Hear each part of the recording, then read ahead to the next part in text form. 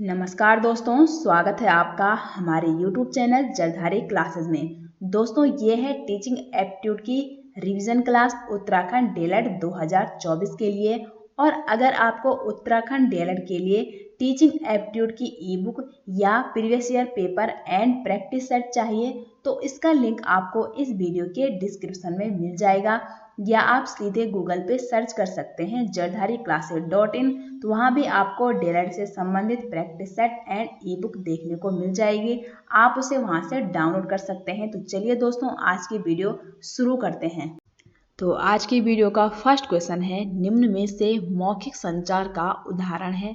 तो आप यहाँ पे ऑप्शन पढ़ सकते हैं और राइट आंसर क्या है आप कमेंट बॉक्स में ज़रूर बता सकते हैं। तो चलिए दोस्तों, यहाँ पे इसका आंसर बताते हैं। तो 1 का जो राइट आंसर है वो है ऑप्शन डी, सुनीता ने विनीता को पत्र पढ़कर सुनाया। ये एग्जाम्पल है आपका मौखिक संचार का।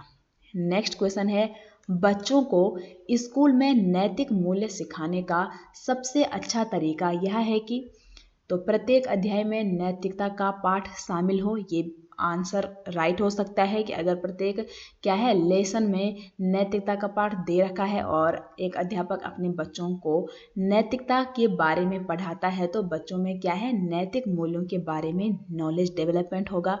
बी है बच्चों से समाज सेवा कराई जाए, ये भी उचित हो सकता है। और सी है उनके सामने अध्यापक स्वयं अच्छे आदर्श प्रस्तुत करें, या ये सभी। देखो, हो सकता है ये सभी राइट होगा। ऐसा माइंड में आता है कि ऑप्शन ए भी सही है, बी भी सही है, सी भी सही है, लेकिन यहाँ पे जो सबसे बेस्ट ऑप्शन क्या है वो है ऑप्शन सी है कि उनके सामने अगर आप स्वयं अच्छे आदर्श प्रस्तुत करेंगे तो उनमें क्या है नैतिक मूल्यों का नॉलेज होगा। अब इस टाइप के बहुत सारे क्वेश्चन आते हैं कि अगर बच्चे क्या है आपने स्कूल में सफाई करनी है और बच्चे वहाँ पे तैयार ही नहीं हो रहे हैं तो आपने पहले स्वयं जाके सफाई शुरू करनी है, तो बच्चे आपको जैसा देखेंगे ऐसा ही वो आचरण भी करेंगे। तो इसलिए ऑप्शन सी यहाँ पे राइट होगा, ना कि ऑप्शन डी। क्वेश्चन नंबर 3 है, संप्रेषण के तत्व में निम्नलिखित में से कौन शामिल है। तो संप्रेषण के तत्व में यहाँ पे सभी शामिल हैं, ये सभी ठीक है।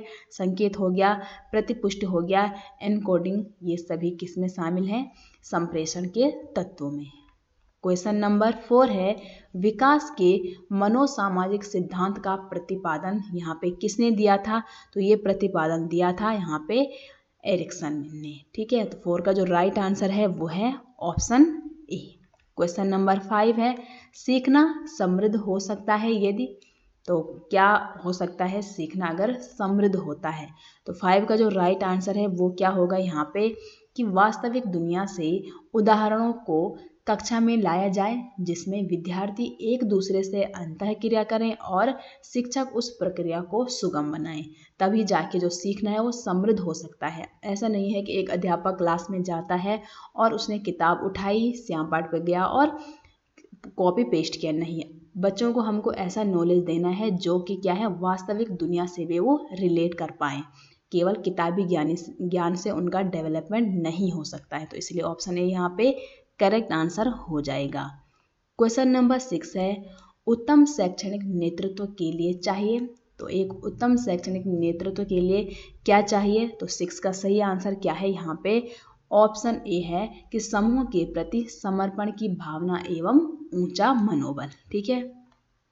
क्वेश्चन नंबर 7 है, छात्रों को तात्कालिक प्रेरणाएं प्राप्त हो सकती है, उनको तुरंत अगर मोटिवेशन चाहिए तो आपको ऐसा क्या करना चाहिए। तो 7 का राइट आंसर क्या है यहाँ पे ऑप्शन सी है कि छात्रों को आप रिवार्ड दे सकते हैं, ठीक है, उनको पुरस्कृत कर सकते हैं। पुरस्कार में ऐसा नहीं है कि आपने उनको टॉफ़ी ही देनी है, नहीं। अगर उनको आप वेरी गुड, गुड ऐसा भी बोले तो उनके लिए एक वो रिवार्ड ही है, वो रिवार्ड के रूप में ही उसको लेते हैं। तो यहाँ पे ऑप्शन सी क्या होगा राइट होगा।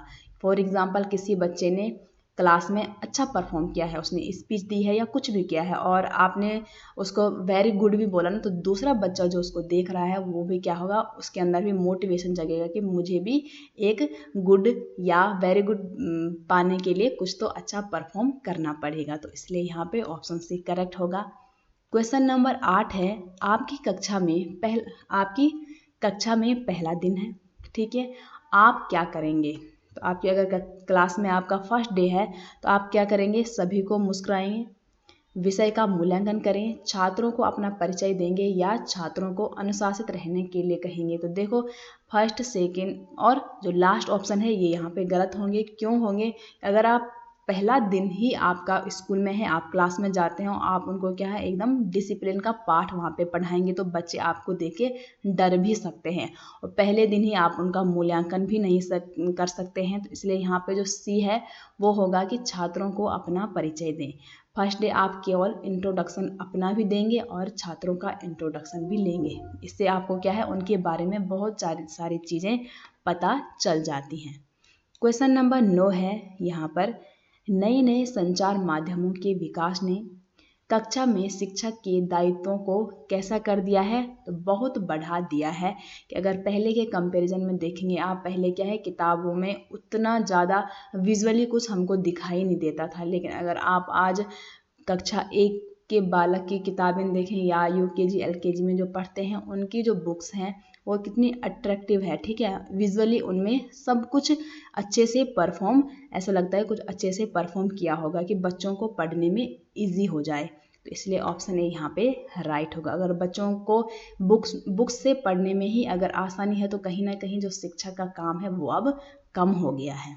क्वेश्चन नंबर 10 है, एक प्रभावी अध्यापक के लिए आवश्यक नहीं मानते हैं। तो एक प्रभावी जो अध्यापक है उसके लिए यहाँ पे आवश्यक आप क्या नहीं मानेंगे? तो यहाँ पे 10 का सही आंसर क्या है? केवल दंड देने वाला हो। तो ऐसा यहाँ पे क्या है? गलत होगा, ठीक है। क्वेश्चन नंबर 11 है, निम्नलिखित में से कौन शिक्षा के उद्देश्य हैं? तो शिक्षा के उद्देश्य यहाँ पे कौन कौन से हैं? तो ऑप्शन ए है छात्रों का शारीरिक व मानसिक विकास होना, बिल्कुल सही है। बी है छात्रों को जीविकोपार्जन के योग्य बनाना और छात्रों में नेतृत्व क्षमता का विकास करना, अर्थात बालक का क्या है सर्वांगीण विकास करना ही शिक्षा का मुख्य उद्देश्य होता है। तो 11 का राइट आंसर क्या है? ऑप्शन डी, उपरोक्त सभी ऑप्शन यहाँ पे करेक्ट हैं। क्वेश्चन नंबर 12 है, निम्न में से कौन सा वस्तुनिष्ठ प्रश्न है? ठीक है, ऑब्जेक्टिव टाइप यहाँ पे क्वेश्चन कौन सा है? तो 12 का राइट आंसर क्या है? जो सत्य और असत्य वाले क्वेश्चन होते हैं ना, वही क्या कहलाते हैं? ऑब्जेक्टिव, जिसमें आपने सही और गलत को चुनना है।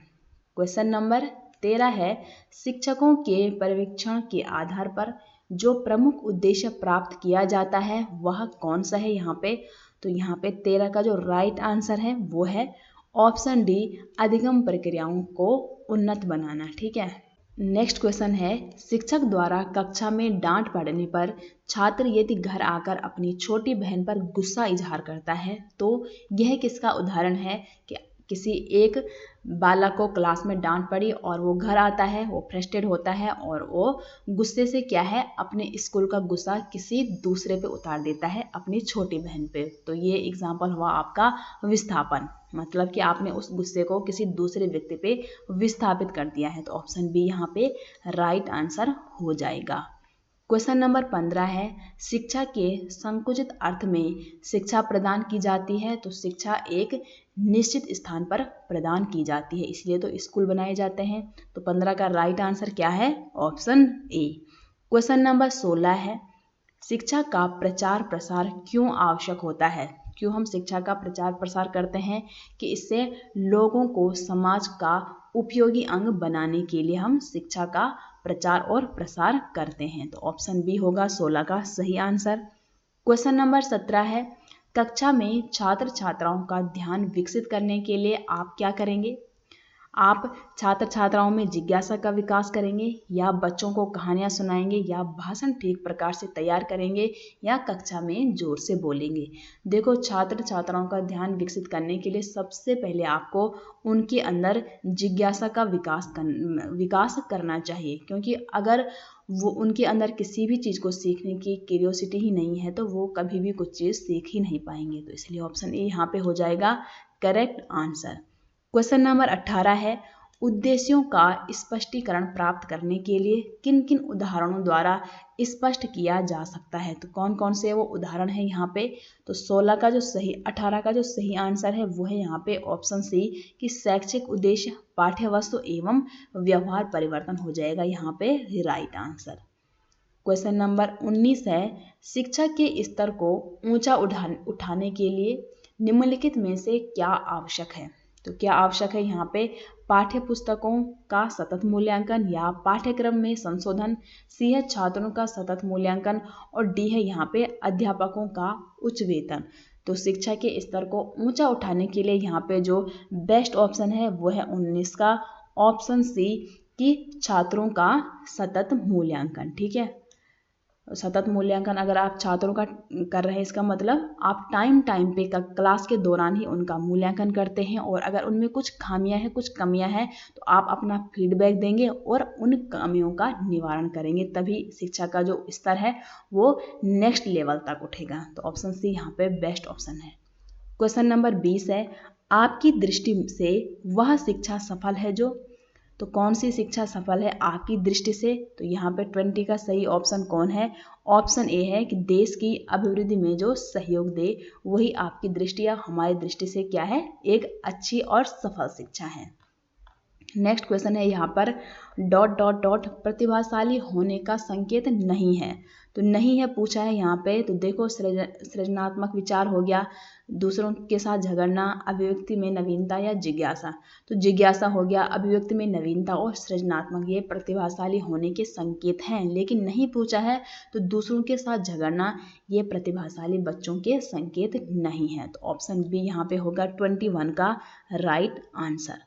क्वेश्चन नंबर 22 है, एक दूसरे के पास बैठने वाले दो छात्र अक्सर झगड़ते हैं तो आपको क्या करना चाहिए? होते हैं ना क्लास के कुछ बालक अगर जो साथ में बैठे हो हमेशा क्या है लड़ते देखेंगे, आपको हटाएं तो आपने क्या करना है?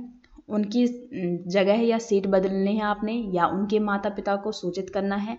सी है उनकी सीट बदलने को मना कर दें, या छात्रों से कहें कि उन्हें एक दूसरे के साथ मिलकर रहना चाहिए। तो 22 का करेक्ट आंसर क्या है? ऑप्शन डी होगा। देखो अगर आप ना उनकी सीट बदलते हैं तो हो सकता है आज आपने उनकी सीट बदल दी, लेकिन कल वो दूर से भी लड़ना चालू करेंगे। लेकिन अगर आपने उनको समझा दिया है कि बेटा एक दूसरे से मिलकर रहना चाहिए, तो इससे क्या है जो क्लास के और भी बच्चे हैं उनके माइंड में भी कुछ अच्छी चीज़ फिट हो जाएगी। तो इसलिए काम आपको एज अ टीचर ऐसा करना चाहिए कि सभी बच्चों पे उसका असर हो, ना कि केवल एक या दो बच्चों पे। तो इसलिए 22 का राइट आंसर होगा ऑप्शन डी। क्वेश्चन नंबर 23 है, किसी एक क्षेत्र के समूह में व्यक्ति की कार्यकुशलता की विशिष्ट योग्यता या विशिष्ट क्षमता क्या कहलाती है? तो ये विशिष्ट योग्यता और जो विशिष्ट क्षमता है ये कहलाती है अभिरुचि। ठीक है, तो 23 का राइट आंसर है ऑप्शन सी। क्वेश्चन नंबर 24 है, प्रोजेक्ट प्रणाली का प्रयोग निम्नलिखित में से किस शिक्षा पद्धति के अंतर्गत किया जाता है? तो प्रोजेक्ट प्रणाली का प्रयोग किसके अंतर्गत किया जाता है? तो 24 का सही आंसर है ऑप्शन बी। ठीक है, प्रगतिशील शिक्षा या प्रोग्रेसिव एजुकेशन के अंतर्गत। क्वेश्चन नंबर 25 है, अध्यापन प्रभावशाली हो सकता है यदि अध्यापक, तो एक अध्यापन प्रभावशाली कैसे हो सकता है? तो जब शिक्षण वहाँ से, एक अध्यापक जो है वो शिक्षण वहाँ से प्रारंभ करें जहाँ से विद्यार्थी पहले से जानते हों। ठीक है, इसलिए आप जब क्लास में जाएंगे तो आपके पास एक लेसन प्लान होना ज़रूरी है। ठीक है, उसमें आप पूरा डिटेल्स में लिखेंगे कि बच्चे का जो लेवल है उसको प्रीवियस नॉलेज कितना है और मैंने उसको कहाँ से पढ़ाना शुरू करना है। तो ऑप्शन ए होगा यहाँ पे राइट आंसर। क्वेश्चन नंबर 26 है, विशिष्ट बालक वह होते हैं जो, तो जो स्पेशल चाइल्ड होते हैं वो कौन से होते हैं? तो 26 का सही आंसर क्या है यहाँ पे? ऑप्शन डी है। ठीक है, क्योंकि ऑप्शन डी में ही 1, 2 और 3 सारे ऑप्शन यहाँ पे इकट्ठे हो रखे हैं कि मानसिक हो गया, शारीरिक हो गया, सामाजिक और संवेगात्मक रूप से जो औसत से विशिष्ट होते हैं उनको ही विशिष्ट बालक कहते हैं। अब जो बहुत इंटेलिजेंट होगा वो भी विशिष्ट बालक की कैटेगरी में आता है। जो क्या होगा, अपंग होगा, जो जिसको किसी भी टाइप की क्या है डिसेबिलिटी है, उसको भी हम क्या कहते हैं? स्पेशल चाइल्ड कहते हैं। तो इसलिए ऑप्शन डी होगा यहाँ पे राइट आंसर। नेक्स्ट क्वेश्चन है, परिवार एक माध्यम है। तो जो परिवार है एक अनौपचारिक शिक्षा का माध्यम है। परिवार में हमको शिक्षा तो मिलती है लेकिन कैसे मिलती है? अनौपचारिक शिक्षा मिलती है। ठीक है, और औपचारिक शिक्षा हमको कहाँ प्राप्त होती है? स्कूल में। तो 27 का सही आंसर है ऑप्शन ए। नेक्स्ट क्वेश्चन है, छात्रों की प्रतिक्रिया नकारात्मक भी होती है और सकारात्मक भी। तो नकारात्मक प्रतिक्रिया का एक उदाहरण क्या है? तो नकारात्मक प्रतिक्रिया का यहाँ पे एक जो उदाहरण है वो है छात्र कक्षा शिक्षण में रुचि नहीं लेते हैं। तो ये एक सबसे बड़ा क्या है? नकारात्मक प्रतिक्रिया है। तो ऑप्शन सी होगा यहाँ पे राइट आंसर। क्वेश्चन नंबर 29 है, समस्त विद्यालय के प्रशासनिक कार्यों का संचालन कौन करता है? तो समस्त स्कूल के जो प्रशासनिक कार्य हैं उनका संचालन कौन करता है? तो एक प्रिंसिपल। ठीक है, ऑप्शन ए होगा यहाँ पे राइट आंसर। और आज की वीडियो का लास्ट क्वेश्चन है, शिक्षण कार्य की प्रक्रिया नहीं होती है तो कौन सी नहीं होती है? तो एक शिक्षण कार्य की जो प्रक्रिया है वो है यहाँ पे केवल प्रेरणादायक या केवल प्रेरणात्मक। ठीक है, वही एक शिक्षण कार्य की प्रक्रिया नहीं होती है। तो ऑप्शन जो बी है वो होगा राइट आंसर, क्योंकि जहाँ पे भी ये केवल होगा वो ऑप्शन हमेशा गलत इसलिए होगा क्योंकि हमने केवल उसको मोटिवेशन ही नहीं देना है, हमने उसका सर्वांगीण विकास करना है। तो केवल वाला ऑप्शन हमेशा क्या हो जाता है? रॉन्ग हो जाता है। तो ये थी दोस्तों आज की वीडियो। उम्मीद करते हैं आपको ये वीडियो पसंद आई होगी।